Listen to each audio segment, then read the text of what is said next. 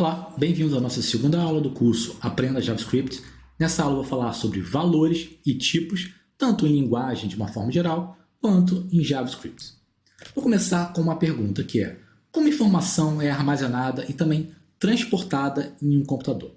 Existem vários locais de um computador onde nós podemos armazenar informação, tanto temporariamente quanto permanentemente. Por exemplo, nos registros, na memória, nos discos rígidos ou sólidos, etc. E informação é constantemente transportada entre a memória e a nossa unidade de disco, pode ser disco rígido ou sólido. Então, como é feito o armazenamento e o transporte de informação? Em um computador, tudo é feito com bits.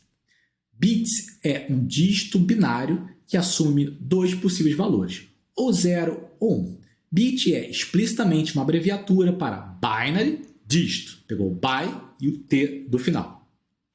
Então, quando nós queremos armazenar, quando o computador armazena algo, ele está armazenando em coleções de zeros e uns e apenas em coleções de zeros e uns. O computador só entende 0 e 1.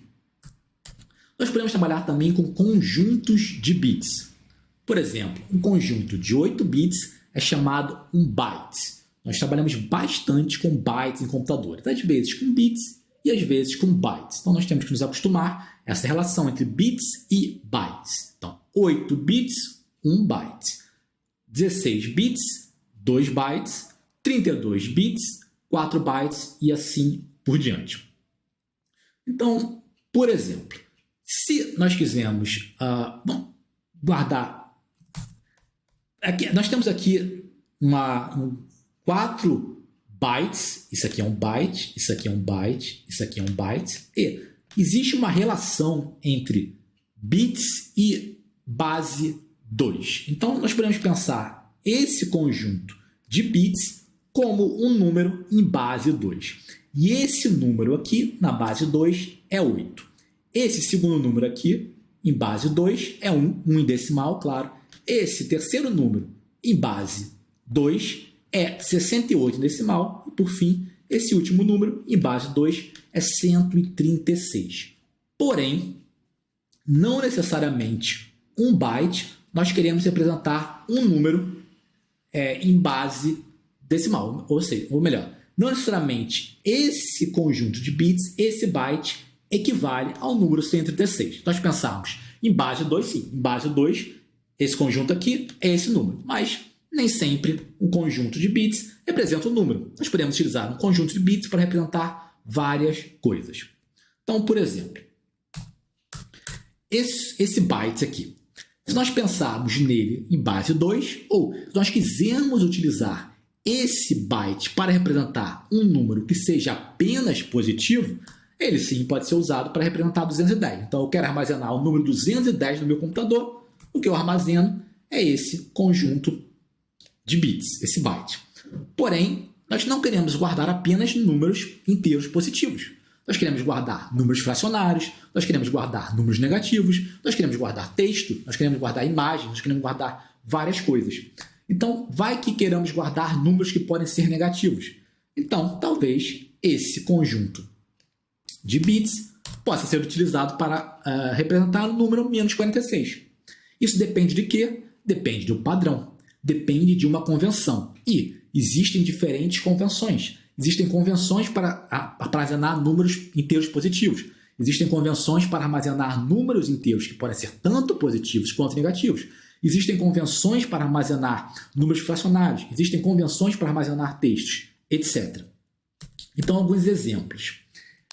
Esse conjunto de 4 bytes, ele pode ser utilizado para representar este número fracionário em uma certa convenção. Esse exemplo aqui também, esse conjunto de 5 bytes pode ser utilizado para armazenar o número hello. Mas aí, claro, existe uma convenção que diz que esse byte aqui representa a letra H. Esse segundo byte representa a letra E, esse terceiro byte representa a letra L e esse último byte representa a letra O. Então, tudo tem as suas convenções. Da mesma forma, a gente pode representar um emoji. Existe uma convenção que diz que esse conjunto de 4 bytes representa esse emoji. Então, quando eu quiser guardar esse emoji na minha memória, no meu disco rígido, eu não guardo o emoji, que a gente não pode desenhar um emoji no computador. O que a gente guarda é esse conjunto de 4 bytes e guarda também a ideia de que esse conjunto de 4 bytes representa esse emoji. Tem que ser guardado, essa outra informação tem que ser guardada em outro lugar, junto com ela, pelo menos. Então, vou falar agora sobre tipos. Bom, cada linguagem de programação tem os seus tipos, que são as formas como lidamos com conjuntos de bits. Cada linguagem tem as suas. Existem linguagens de programação que têm diferentes tipos para diferentes tipos de número. Então, por exemplo, tem o tipo inteiro apenas positivo, e aí nesse tipo só podem ser armazenados inteiros positivos, numa certa convenção. Tem o seu tipo inteiros que podem ser positivos e negativos, e aí nesse tipo só pode ser armazenado inteiros, mas podem ser positivos e negativos. Talvez tenha o seu tipo que é fracionário, só podem ser armazenados fracionários. Bom, claro, fracionário pode ser um inteiro também. E etc. Então, cada linguagem define os seus tipos e define o padrão para tratar esses conjuntos de bytes. JavaScript é uma linguagem relativamente simples, porque ele tem apenas uns poucos tipos.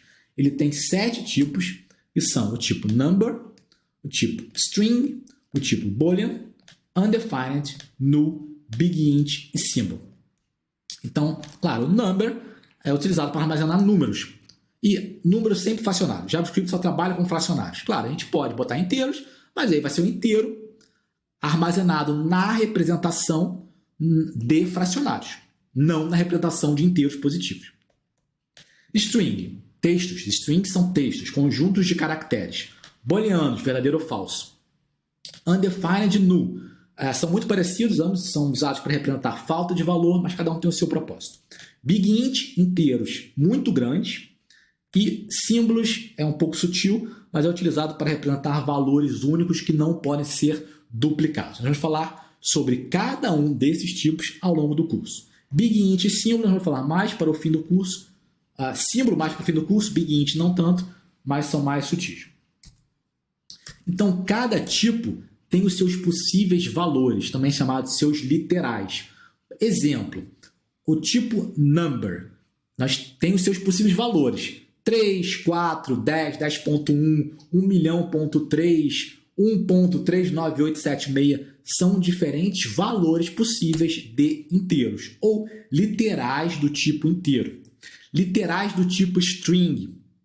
Nós temos textos, entre aspas, simples ou aspas duplas. São exemplos. Então, hello world, entre aspas duplas, é um literal, um valor possível de string.